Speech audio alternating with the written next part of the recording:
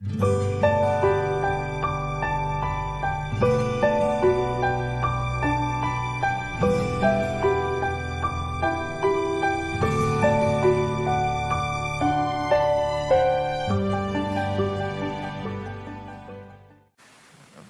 떨어지셔가지고 인사하기가 힘드셨을 것 같아요.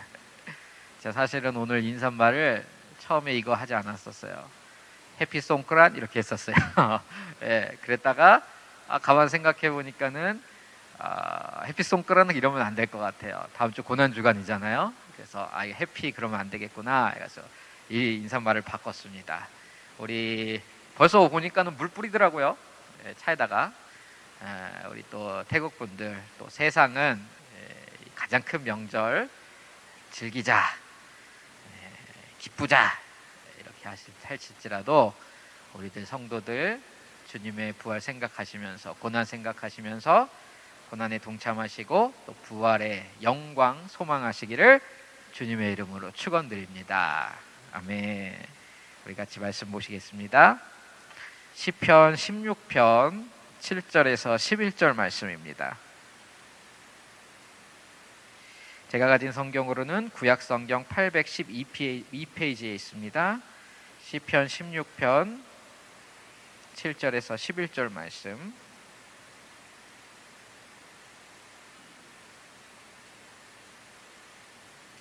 예, 다 찾으신 줄 알고 한 절씩 교독하시겠습니다. 제가 7절을 읽겠습니다. 나를 훈계하신 여호와를 송축할지라 밤마다 내 양심이 나를 교훈하도다.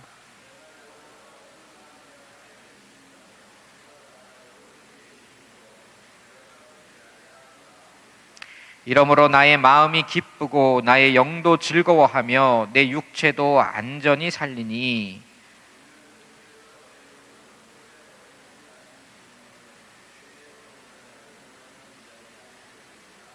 같이 읽겠습니다. 주께서 생명의 길을 내게 보이시리니 주의 앞에는 충만한 기쁨이 있고 주의 오른쪽에는 영원한 즐거움이 있나이다. 아멘. 할렐루야. 제가 이렇게 지켜보면은 우리 여러분들께서 하나님께서 여러분들을 몸으로 불러주신 이 교회, 이 치앙마이 중앙교회는 하나님이 정말로 귀하게 여기시고 사랑하시는 교회구나 라는 그런 확신이 듭니다. 그 이유 첫 번째는 당연히 하나님께서 말씀하신 이 성경에 근거한 확신이겠고요. 두 번째는 제 주관적인 관찰에 의한 확신입니다. 어떤 관찰이냐?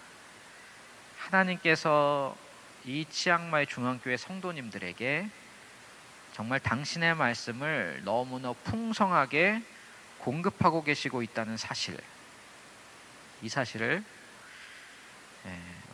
평소에 혹시 이렇게 생각해 보셨나요?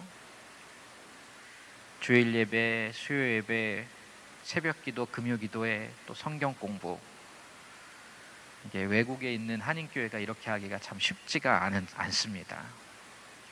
이런 시간들을 하나님께서 들어쓰시면서 지금도 아낌없이 그 말씀을 허락해 주시고 계신 거예요. 심지어 혹시 예배에 참석 못할지라도 말씀만은 어떻게 됩니까? 카톡을 통해 내 폰까지 배달되는 이 서비스. 물론 목사님, 전도사님이 너무나 애쓰시고 수고해 주시는 것이지만은 궁극적으로는 하나님께서 이 교회 성도님들, 권속들을 향해 그 크신 사랑, 그것을 표현하고 계시다는 증거입니다. 그걸 여러분들이 깨닫고 계셨으면 좋겠습니다. 성도 여러분, 하나님께서 그 자녀를 향하여서 표현해 줄 수 있는 가장 큰 선물, 가장 큰 표현이 바로 이것입니다. 당신의 말씀을 공급해 주시는 것. 하나님의 백성에게 있어서 이보다 더 큰 선물은 없는 줄로 여러분 믿으시기를 바랍니다. 하나님의 벗이라고 친구라고 불리던 아브라함, 하나님께로부터 받은 것이 무엇이었습니까? 약속의 말씀이었습니다. 하나님과 대면하여서 하나님을 알던 자로 소개되는 인물 누구지요? 모세. 이 모세가 출애굽의 지도자로 그 위대한 부름을 받았을 때 무엇을 받았었나요? 군대, 무기, 돈? 아니요. 바로 하나님의 약속의 말씀을 받았었습니다. 그리고 하나님 마음에 합한 자 다윗. 여러분 다윗이 쓴 시편들을 보셨지요? 오늘 본문도 다윗이 쓴 시편인데요. 다 무슨 이야기가 기록되어 있습니까? 어떤 간증들이 기록되어 있나요?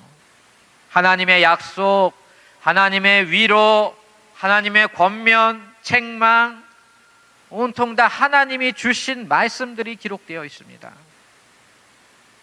그 반면에 하나님께서 그 백성들을 향하여 내리시는 최고의 경고, 최고의 징계가 무엇인가?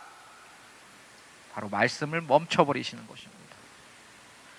창세기에 보시면 하나님께서 아브라함에게 자녀를 약속하십니다. 그 약속의 하이라이트, 그 언약의 최절정이 드러나는 장면이 어디에 나오느냐 하면은 창세기 15장에 나옵니다. 그런데 바로 한 장 뒤로 넘어가 보시면 16장에서 아브라함이 무슨 일을 행하고 있습니까? 아내인 사라의 몸종 하갈을 통하여서 이스마엘을 낳고 있습니다. 성경은 이를 어떻게 평가하고 있을까요? 저와 여러분들이 잘 알고 계시다시피 성경은 이 사건을 아브라함의 불신앙으로 평가합니다.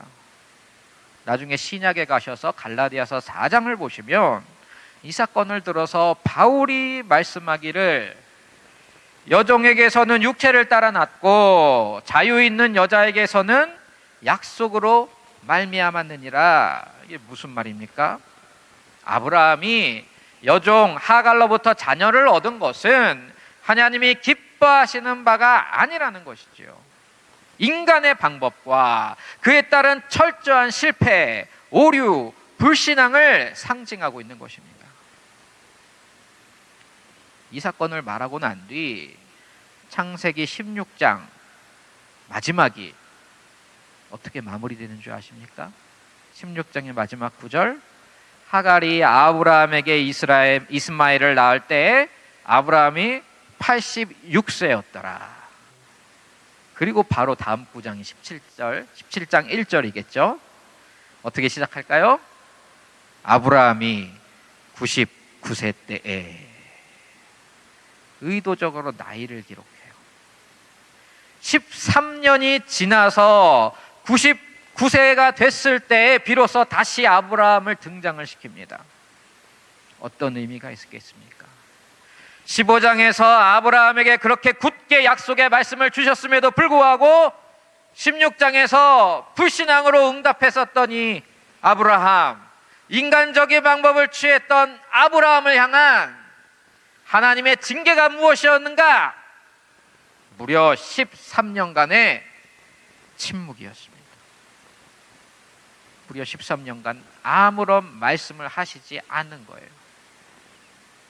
13년 만에 아브라함 앞에 드디어 나타나신 하나님, 첫 마디가 무엇이었습니까? 나는 전능한 하나님이라. 하나님께서 무슨 의도로 이 말씀을 하고 계시는지 느껴지시지요? 13년 만에 주님 주신 말씀이 나는 전능한 하나님이라. 야 아브라함, 너 내가 누군지 잊었냐? 내 약속에 어떤 능력이 있는지를 잊어버렸냐? 내가 누군지를 잊었으니 네가 그딴 일을 벌였지. 너 다시 한번 똑바로 기억해라. 내가 어떤 존재인지 자기소개 마지막으로 한 번만 더 할게. 나는 전능한 하나님이다. 그리고서 다시 한번 약속을 주시면서 아브라함과 사라의 이름을 바꿔주십니다. 사랑하는 성도 여러분, 말씀이 선포된다는 것, 말씀을 우리에게 풍성하게 차고 넘칠 정도로 부어주고 계신다는 것은 내 상황이 어떻든 환경이 어떠하든 하나님이 우리를 여전히 사랑하시며 붙들고 계시다는 그 반증인 줄로 믿으시기를 바랍니다. 우리의 조국, 우리의 민족도 마찬가지예요. 이러한 관점으로 보면 우리 조국이 얼마나 복받은 민족이겠습니까? 얼마나 축복받은 백성들입니까? 지금도 수많은 신학자들과 설교자들이 하나님의 말씀을 외치고 있습니다. 그것도 뭐 듣고 보기 어려운 건 아니잖아요. 지금은 인터넷에 들어가서 유튜브만 클릭하면 어떤 성경 말씀이든지 잘 해석해서 들려주시는 귀한 자료들이 차고 넘칩니다. 성도 여러분, 이것은 우리나라가 이전에 비하여서 많이 거룩함이 상실되었고 기독교에 대한 평가가 많이 퇴색되었다 할지라도 여전히 하나님께서 이 민족과 나라를 붙들고 계시다는 그 증거인 것이에요. 하나님께서 아직 대한민국을 포기 안 하셨다는 말씀이죠. 붙잡고 계시다는 것이에요. 그러면 우리가 그렇다고 해서 괜찮네, 하나님 붙잡고 계시다고, 하나님이 우리를 아직 사랑하고 계셔? 말씀을 주시고 계셔? 그럼 괜찮으니까 별일 없겠네, 이렇게 안심하고 살아도 좋다는 말이겠습니까?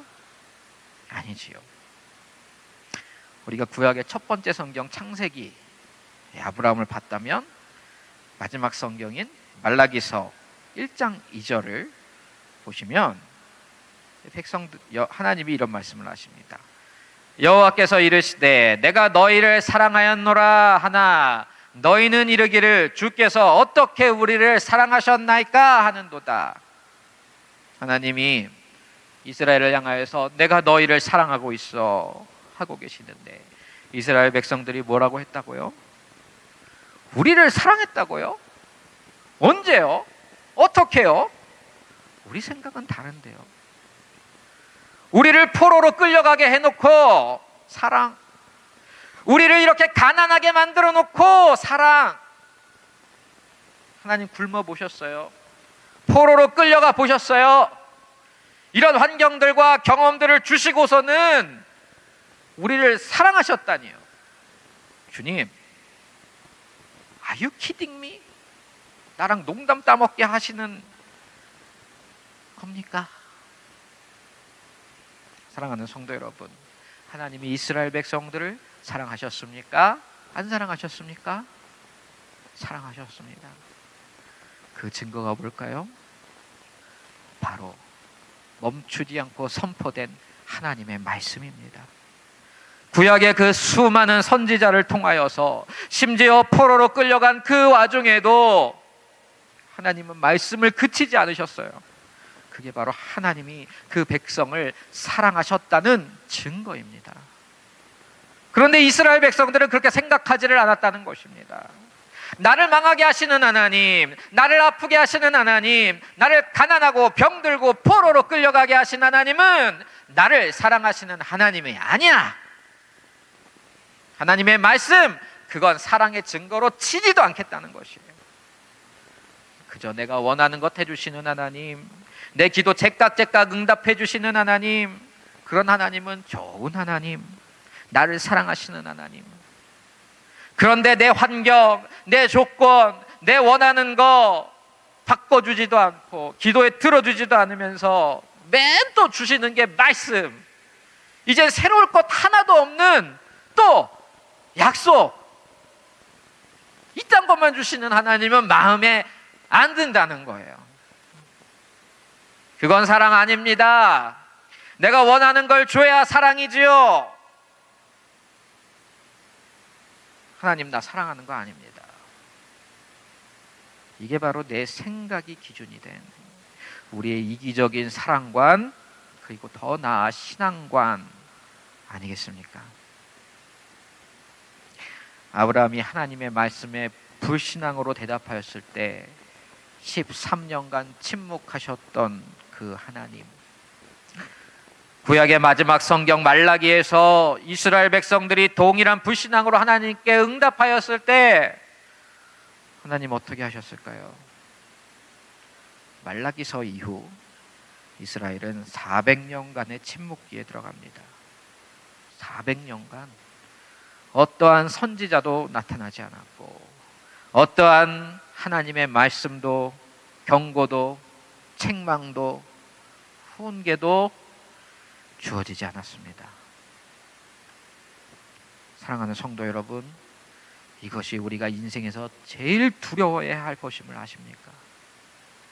하나님의 말씀이 그친다. 빛이 없는 어둠입니다. 바람도 없고 나침판조차 없는 그 망망대해에서 홀로 떠 있는 배와 같아지는 것입니다. 설마 지금 한국에 신학교가 몇 개나 있고, 세계에서 손꼽히는 교회들이 몇 개나 있고, 박사 학위를 가지신 목사님들이 얼마나 많고, 인터넷 클릭 몇 번이면 그 말씀 듣는 거 우리 집 손자도 다 할 수 있고 우리 집 애들도 다 할 수 있는 건데 설마 말씀이 끝이겠습니까? 성도 여러분, 아브라함에게도 침묵하셨던 하나님, 그 백성 이스라엘에게도 400년간 침묵하셨던 하나님이 우리가 뭐라고 예외로 특별 대우를 하시겠습니까? 400년 중간기에도 율법, 성전은 다 있었습니다. 하나님의 말씀을 부디 귀하게 여기시는 우리 성도님들 되기를 축원합니다. 오늘 우리가 함께 본 시편 16편 하반부의 주제가 바로 이것입니다. 하나님의 말씀이 얼마나 귀한 줄을 아는 사람, 이 말씀을 하나님의 사랑의 표현이라고 굳게 믿는 이 경건한 성도는 오늘 말씀 16편 7절과 같이 고백을 합니다. 우리 같이 읽어볼까요? 시작. 나를 훈계하신 여호와를 송축할지라, 밤마다 내 양심이 나를 교훈하도다. 시편 기자가 여호와 하나님을 어떤 하나님으로 표현하고 있습니까? 나를 훈계하신 여호와, 즉 나에게 말씀하시는 여호와, 나를 말씀으로 가르치시는 여호와, 이렇게 표현하고 있습니다. 바로 말씀하고 계시는 하나님을 바라보는 것입니다. 그렇다면 이렇게 말씀하시는 하나님을 바라보며 그 말씀을 귀하게 여기고 있는 이 성도는 어떤 반응을 보이게 될까요? 첫 번째, 예배합니다. 나를 훈계하신 여호와를 송축할지라. 송축한다는 말은 잘 아시지요? 찬양하고 경배하고 영광을 올려드리는 것입니다. 때문에 성도 여러분, 하나님의 말씀과 예배는 분리된 것이 아닙니다. 쇼핑하듯이 둘 중에 하나만 내가 골라 담을 수 없는 것입니다. 말씀을 귀하게 여기는 자는 예배를 또한 귀하게 여깁니다. 말씀을 뜨겁게 사모하는 자는 신령과 진정으로 뜨겁게 반응하여 예배를 드립니다. 말씀을 최우선 가치로 삼는다 고백하는 자는 마찬가지로 예배를 최우선 가치로 삼는다는 것을 여러분 잊지 마시기를 축원드립니다. 그리고 두 번째, 묵상합니다. 밤마다 내 양심이 나를 교훈하도다. 이것이 말씀에 대한 올바른 반응인 것입니다. 들은 말씀을 한번 듣고 좋네 하고 끝나는 것이 아니라 마치 소가 먹은 여물을 되새김하듯이 몇 번을 다시 끄집어내어 반복하고 반복하고 반복하여 마음판에 새기는 것입니다. 때로는 내 범죄함에 적용하며 찔림을 받고 회개해야 하는 것입니다. 오늘 본문을 보니 밤마다 이렇게 되어 있지요. 하루만 그렇게 한 게 아니에요. 밤이면 밤마다, 날이면 날마다 반복하여 하나님의 말씀을 적용하고 또 끄집어내어 적용하는 것입니다. 이번 사순절 기간 동안 이 치앙마이 중앙교회에서는 하인 하삼이란 매우 유익한 프로그램을 진행하고 계시는 줄로 압니다. 열심히 하고 계시지요? 저는 안 하고 있습니다. 우리 첫째 딸은 열심히 2주 하다가 잘 안 하는 것 같아요, 요새는. 이 하이나삼이란 프로그램 정말 유익한 것 같아요. 하나님의 말씀을 날마다 내 삶에 적용해 보기에 매우 좋은 도구와 방법이라고 여겨집니다. 그래서 좀 잘 맞는다 하시는 분들은 사순절 기간만 하지 마시고 평생을 활용하신다면은 확신하건대 이것은 내 자녀에게 물려줄 수 있는 가장 큰 신앙의 유산이 될 것이다. 저는 이렇게 여겨집니다. 그거 딱 적으셔서 나중에 자녀에게 물려주시면은 자녀가 얼마나 부모님의 신앙을 기쁨으로 바라보겠습니까? 그러므로 사랑하는 성도 여러분, 꼭 하이나 삶 이게 아니어도 좋습니다. 어떠한 방법으로든 선포된 하나님의 말씀을 되짚어 보시고 묵상하시고 또 적용하시면서 하나님과의 동행을 누리시기를 축복합니다. 세 번째, 말씀을 귀히 여기는 성도는 당연하게도 하나님의 말씀을 인생의 기준으로 삼습니다. 한마디로 말씀을 따라서 살아갑니다. 8절을 보시면 내가 여호와를 항상 내 앞에 모시며, 어떤 의미가 있겠습니까? 내가 무슨 일을 하든지 간에 어떤 인생의 선택을 내리든지 간에 하나님, 즉 그분의 말씀과 약속을 내 삶의 나침판처럼 선택의 기준으로 삼아서 의지하고 따른다는 것입니다. 특별히 여기에 모신다라는 표현을 한번 주목해 보시길 바랍니다. 이방인들은 우상을 모십니다. 그러나 우리는 무엇을 모시는 것입니까? 하나님의 말씀을 모시는 것입니다.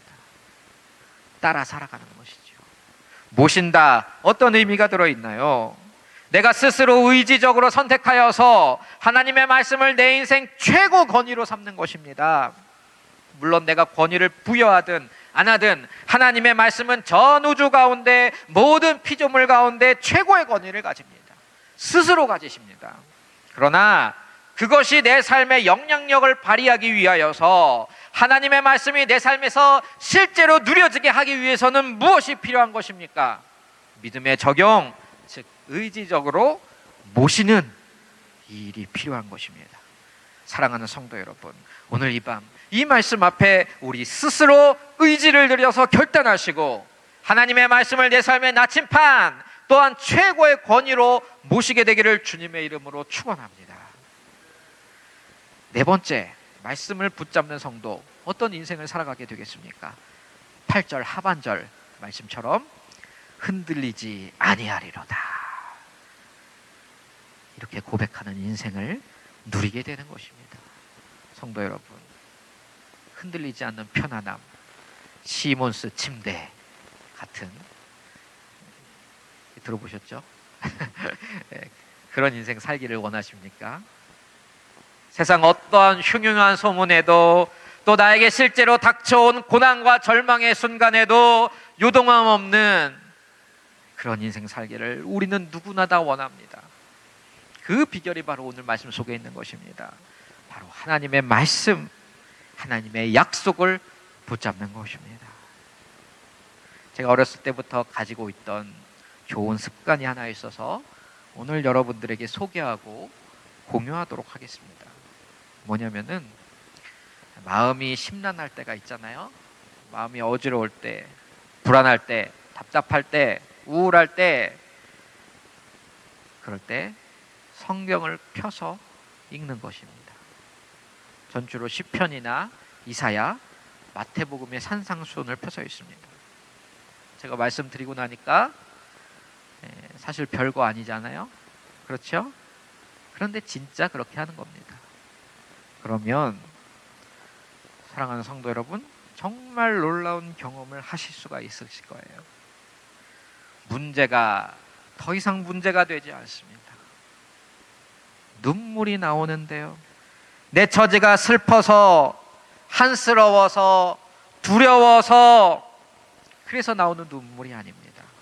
그때 나오는 눈물은 감사해서, 너무 좋아서, 하나님과의 만남이 감당 못할 감격으로 다가오기 때문에 나와버리는 그 눈물이 쏟아집니다. 그리고 나서 성경을 딱 덮었을 때 내 가슴 속 깊은 곳에서 올라오는 이 힘, 이해할 수는 없지만 확실한 힘입니다. 세상이 줄 수 없는 에너지가 생겨나는 거예요. 요새 말로 하면 근자감이라고 하죠. 근거 없는 자신감. 이게 내 심장 가운데 꽉 들어차 있는 것을 경험하게 됩니다. 상황이 하나도 안 바뀌었는데, 사실 정확히 말씀드리자면 근거 없는 자신감이 아니라 제일 확실한 근거가 있는 자신감이겠죠. 성경을 펴기 전까지만 해도 내 스스로가 나를 보기에는 뭐같이 보였는가? 병든 닭같이 보였어요. 복날의 똥개처럼 보였어요. 이 어떤 이미지인지 아시겠지요? 내 자신이 그렇게 보였어요. 그런데 하나님 말씀 속에서 새 힘을 얻고 치유되고 회복되면은 자상의 변화가 일어납니다. 세상을 보는 관점이 완전히 뒤바뀌어 버리더란 말입니다. 그때는 내 스스로가 병든 닭이 아니라 하늘의 제왕 독수리처럼 보여요. 그때는 내 스스로가 복날의 똥개가 아니라 용맹스러운 사자처럼 보인다니까요. 힘과 용기가 회복되고 기쁨과 평안, 자신감과 안정감이 한꺼번에 말씀으로부터 내 중심 한가운데로 쏟아져 내리는 것입니다. 이것이 심리학에서 말하는 자기 최면 효과이겠습니까? 아니요.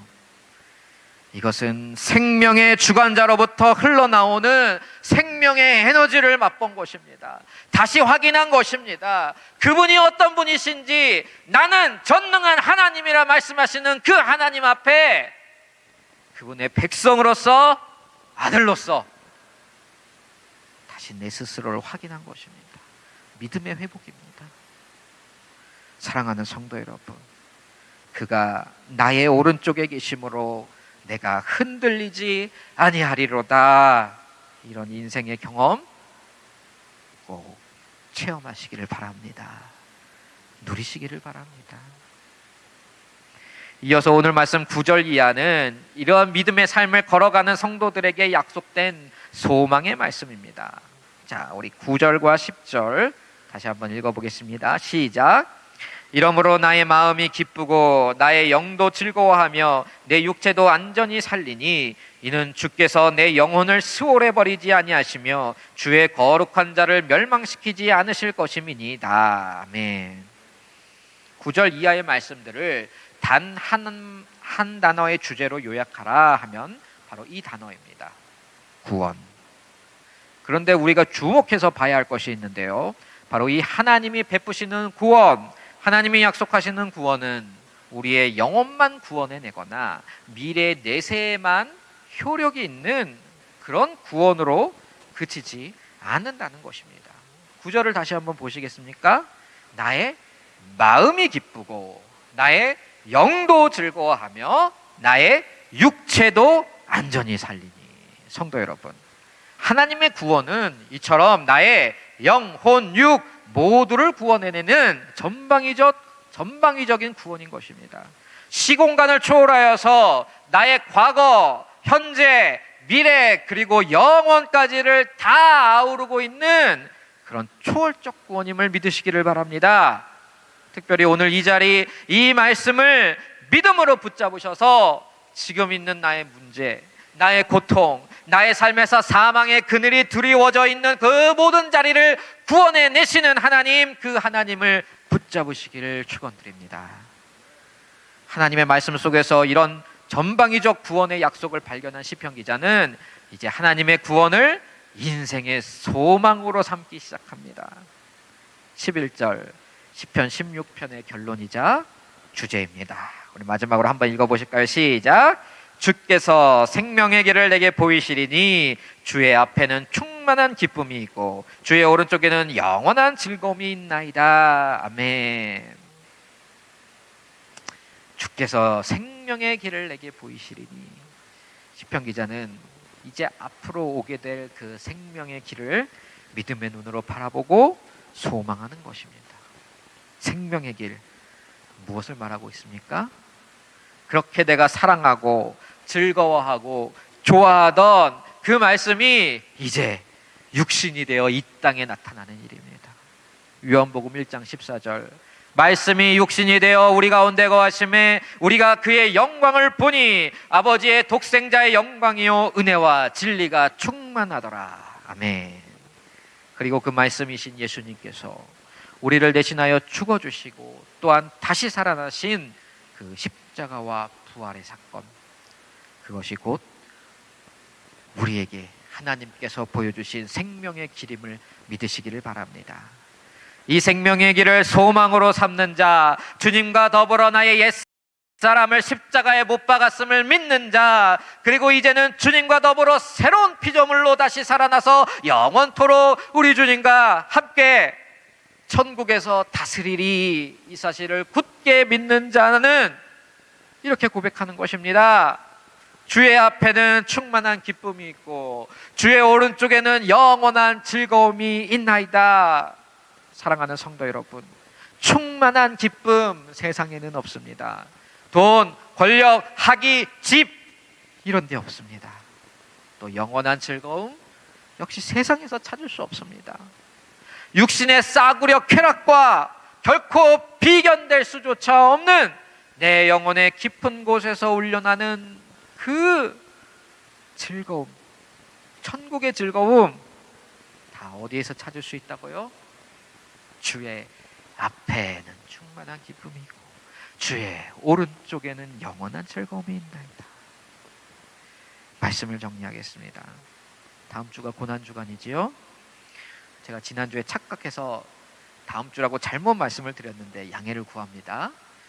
벌써부터 이러면 안 되는데, 그렇죠? 이번엔 진짜입니다. 진짜 다음 주 고난주간, 그리고 부활절이 기다리고 있습니다. 이 고난주간 어떻게 보내시겠습니까? 어떻게 경건한 한 주 한 주로 주님의 부활을 기다리시겠습니까? 성도 여러분, 말씀과 함께 하시길 바랍니다. 하나님께서 여러분들 너무나 사랑하시기에, 아직 포기하지 않고 계시기에 오늘도 말씀을 주시고 내일도 말씀을 주실 것입니다. 특별히 고난주간에는 작정 새벽 기도로 제가 개인적으로도 존경하는 너무나 귀하신 하나님의 종들이 말씀을 전해주실 것입니다. 나를 존중히 여기는 자를 내가 존중히 여길 것이라. 이 말씀 기억하시면서 말씀 앞에 겸손한 자, 말씀을 사모하는 자, 하나님이 지금도 찾고 계십니다.